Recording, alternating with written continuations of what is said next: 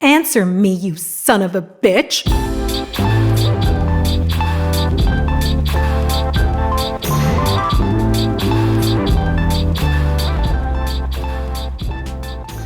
Think about all the beautiful things in life that can happen in 9 months.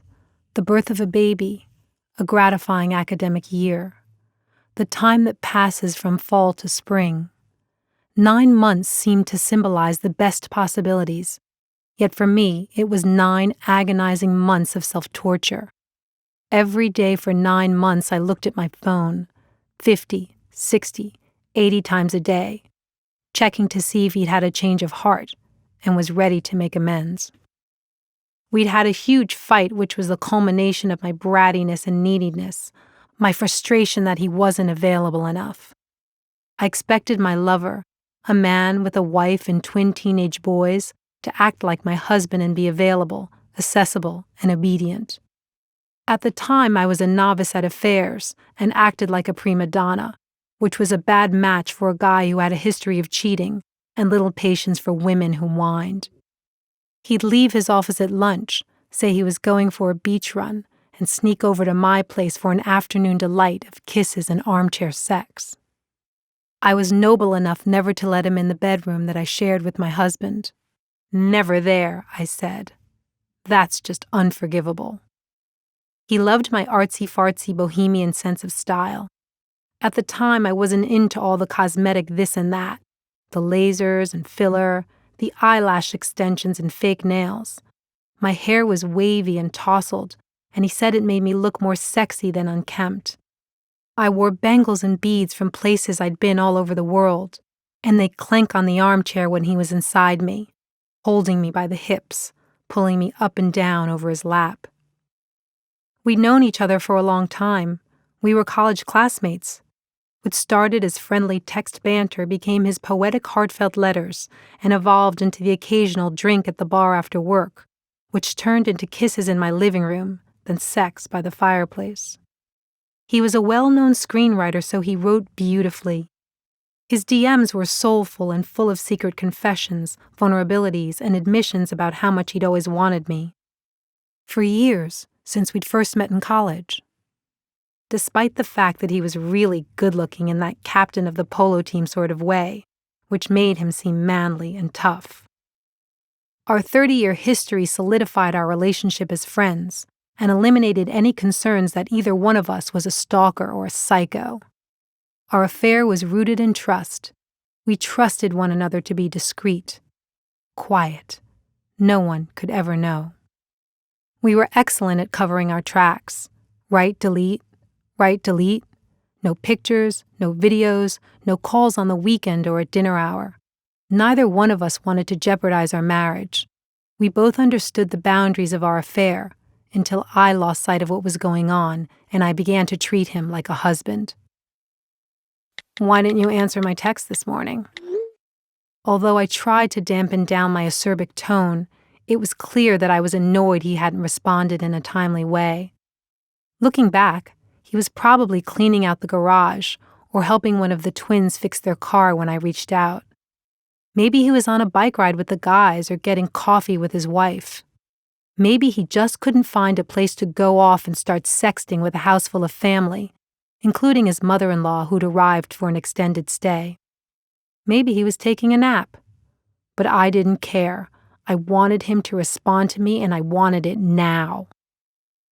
Incidents like this happened more than once.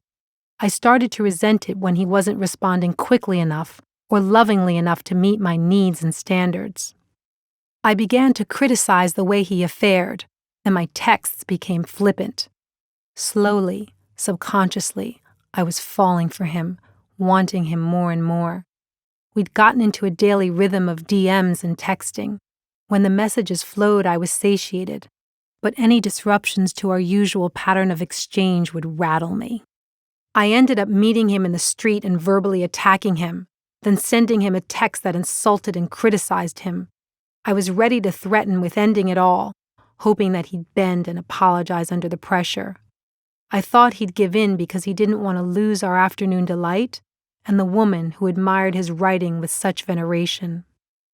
But I miscalculated. He wrote back saying that our affair was now over, and he was dedicating himself 100% to his wife, the twins, and his sick mother-in-law who was moving in. I tried to salvage it by writing a pages-long apology peppered with memories from college, sightings from his writing, sexual innuendo, pleading, and regret.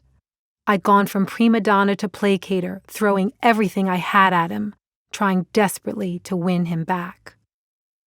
1 day, 2 days, 9 days, 9 weeks, months. He never answered the message. My apology was marked red, but he chose not to respond. All throughout the day, and even more at night with my husband sleeping right there next to me, I suffered in disbelief that the affair was over. I'd sit in the dark and ruminate about what happened, as if thinking about it over and over could change the outcome. I have a naturally cheery disposition, a toothy smile, and a big bodacious laugh. I think I managed to keep up outward appearances, although I worried if anyone noticed how often I type in my password, glance at my phone, then quickly turn it over before kind of slamming it down.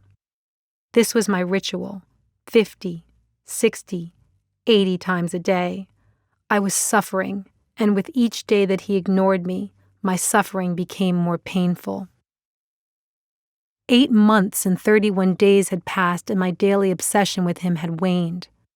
Somehow I managed to accept that he was never coming back, and I needed to move on. I was proud of myself that even in the face of indignity, I hadn't cracked, then texted or drunk-dialed him one last time. I'd made it. 9 months, the time it takes to have a baby and go from fall to spring. The time to do a final year of learning before earning your degree. 9 months was a symbolic achievement. And then I walked into the dealership wearing a tight white tank top and capri pants that sat low on my hips. My husband had promised me a convertible for my 50th birthday, and I was dropping by Porsche to preview my options. A sexy silver Carrera S caught my eye, and I walked toward a salesperson to ask some questions. His back was turned to me, but it was unmistakable.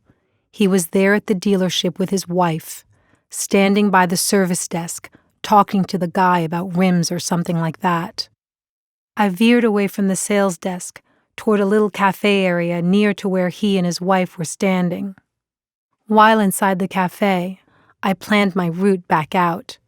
I'd turn right out the cafe, walk about 10 feet past the bathroom, then make a sharp left down a corridor that felt like a runway toward the service desk. He'd see me, my expression, and feel my presence.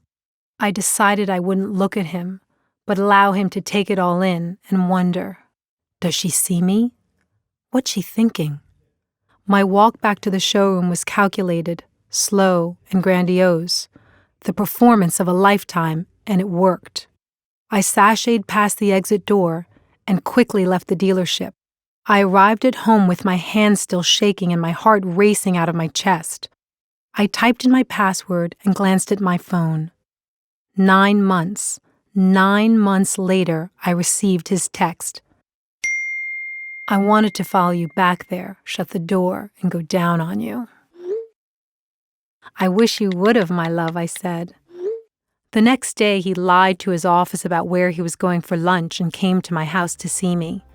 We talked, shared, and made love during our afternoon delight.